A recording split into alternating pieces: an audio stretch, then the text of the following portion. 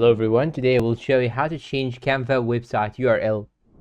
To do that, you should first go and open Canva on your browser like this. So I'll simply click on the templates section right here, go to templates, then search here on the top for websites. Just click on it like this, and now you should select any one of these websites. I will go to this one right here, customize this template, and make sure that it has not got the pro icon like this one right here. I'll click on publish website. Now if you want to change the website URL, you just have to click on this edit button or this pencil icon right here, and now you can simply change this one like so. Just remove this text and enter any text just like so, and you're all done. Just have to click on upgrade to Canva Themes, and after that they will ask you to do the upgrade, and you can also try it for free for 30 days, so keep that in mind. And you can also change the URL by connecting your website to another website hoster like Hostinger or GoDaddy or etc.